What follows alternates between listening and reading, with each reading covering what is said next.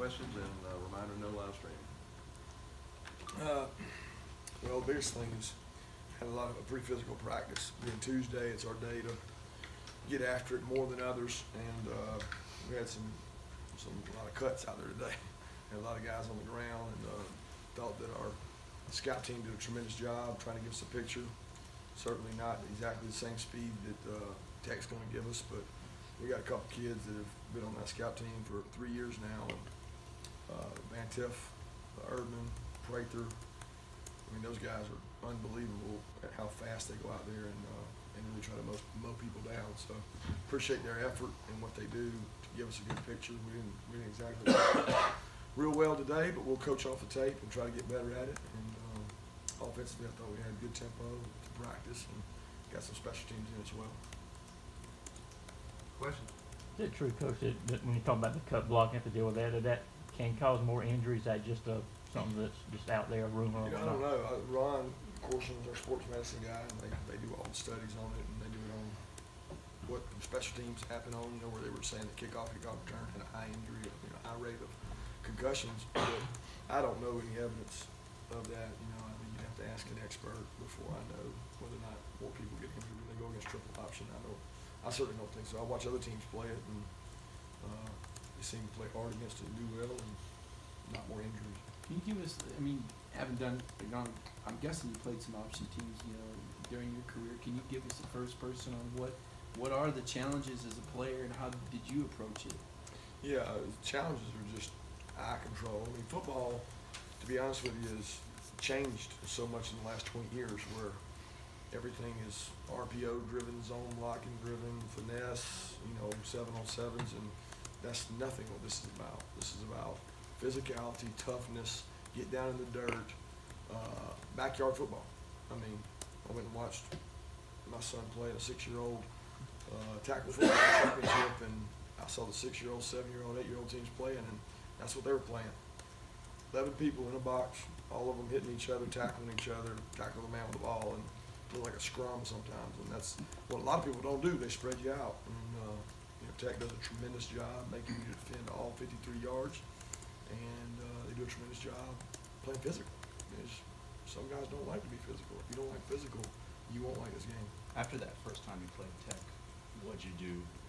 Was it a little eye-opening saying, all right, we got to face this once every year. I got to study it. I got to consult with some people. I mean, we did a lot of that the first year because I certainly didn't feel comfortable with it the first year, and we went places, studied with people, did all kinds of things to prep for the first year. We certainly didn't defend it very well, but I think a second-year experience was helpful. There's nothing that I could say we went out and just reinvented the second year. I mean, they missed some plays last year, and we had some good players out there playing against it. So, but we visit with people every year to try to get better at third down, red zone, everything. We do the same thing with triple option. We try to visit and get ideas from different people and try to learn. A lot of times, high school coaches are your best weapon because they face it more than college.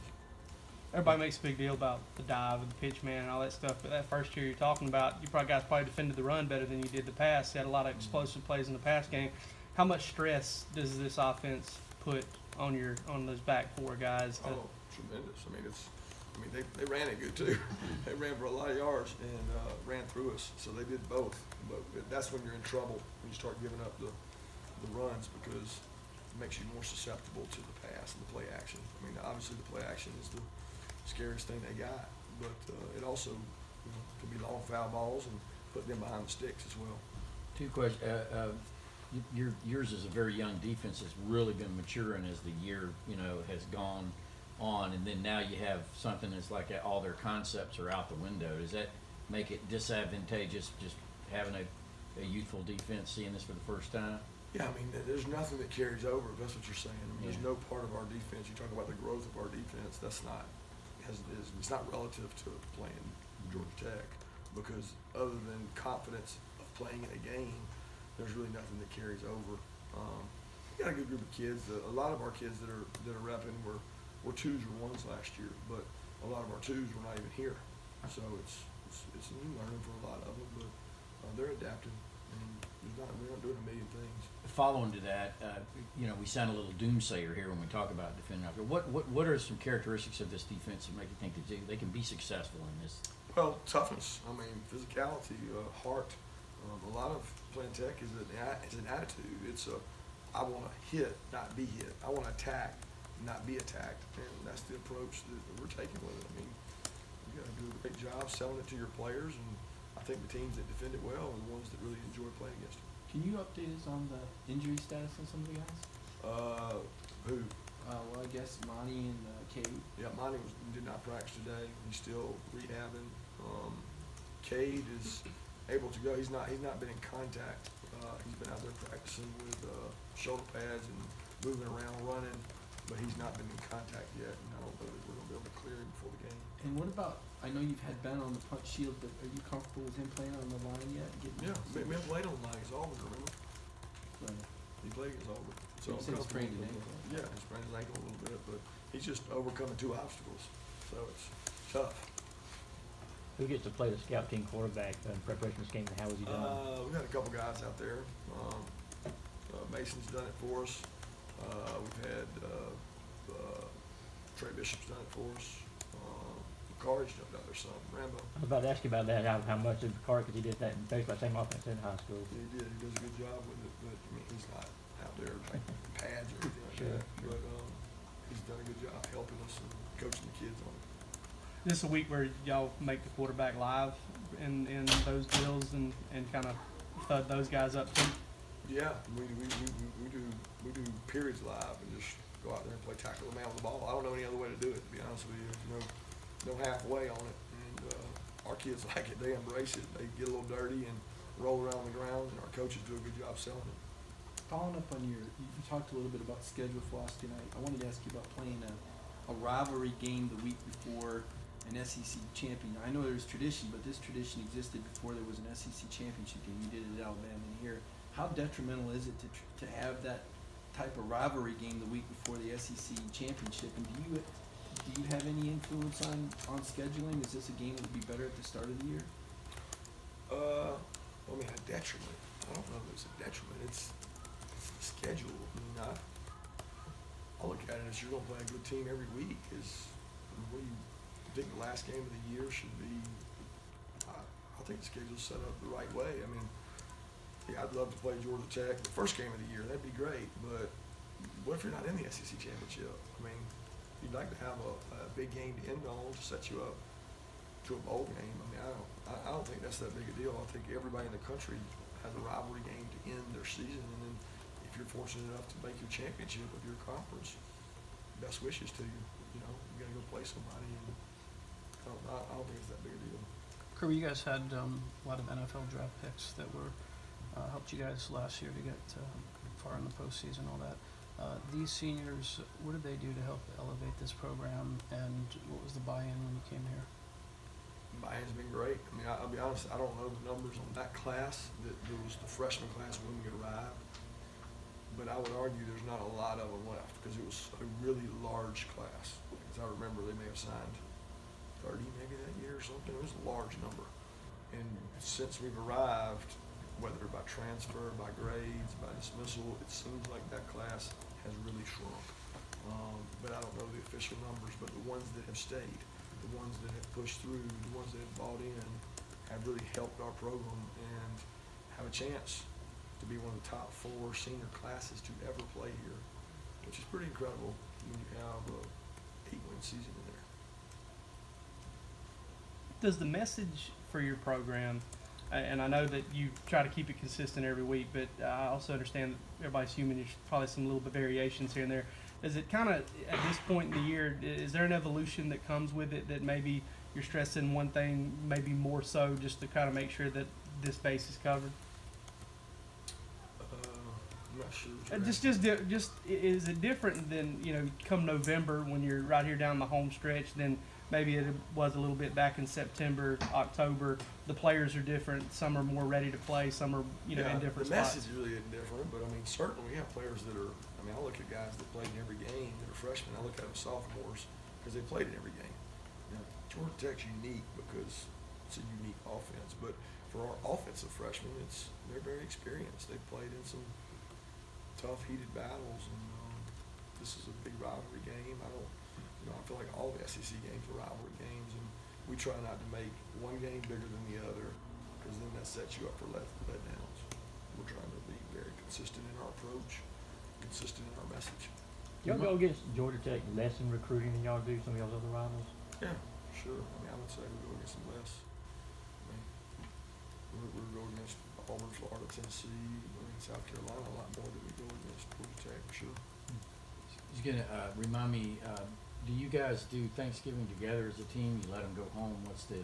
Yeah, the players have a kind of 24-hour window. They get to eat with their families and enjoy. We eat together on Friday when they report back. Is there anybody with eligibility left that might be walking Saturday? Or is it just everyone we expect? Yeah, I don't think so. Nobody's come to me and talked to me about that. We've got a big group of seniors that'll be walking, but no juniors that would expect to go walk. When you got all this free time with no class and everything, how structured is it to make sure they're, you know, you kind of program things up for them that way that they've kind of gotten everything, not so much free time to, you know, not necessarily make Yeah, bad it's hard decisions. because we still have limitations on our time with them, so it's not like we get more time. They have more time, but we don't necessarily have more time. So we have to manage it smart, and we try to schedule out our day where you don't keep them here all day because that's not really fair to them. But certainly with the team we're playing and the offense we're playing, the extra time that we have for not class, for them not to be in class, it helps the kids that enjoy watching tape and come in and watch extra on their own. They use that wisely. Do you get a chance whenever they're in class on a normal week to max out the 20-hour rule, or do you, Oh, is yeah. there ever any time left over from that, and do you get a chance to fill it this week, maybe?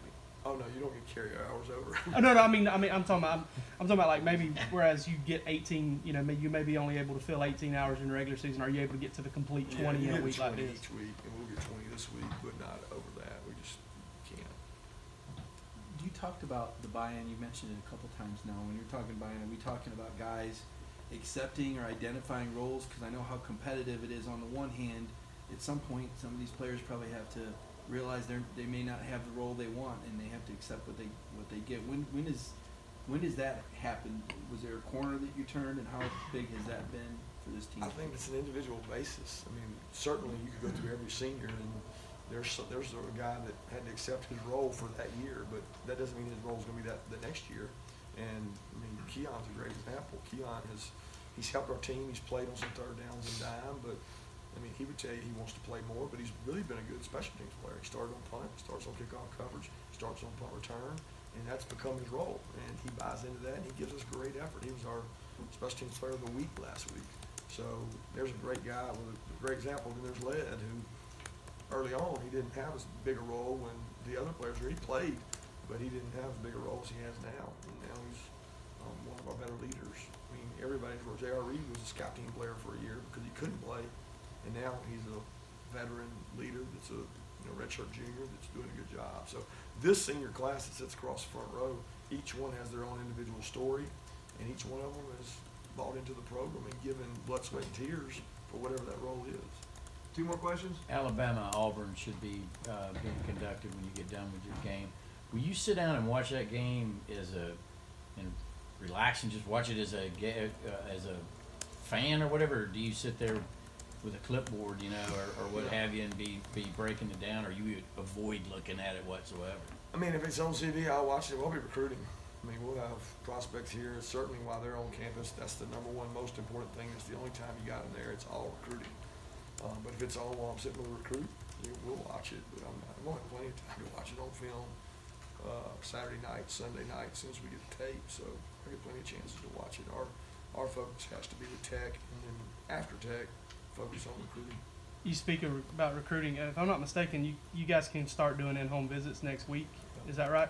But is that completely out the window with having to prepare for the SEC championship game? I wouldn't say completely out the window, but it's not something that I've believed in my past to play in that game. I think it's much more important to have organization on the recruiting front. You explain to prospects that, hey, we won't be able to go out because we're focused on the game that we played ourselves into, and we'll see you in a couple of weeks, but we won't be, it's hard to do, not to say we won't drive to Atlanta or do something, but it's not on the schedule right now. The schedule right now is to prepare and get ready for that game, just like we're doing for Tech now. Thanks, Judge.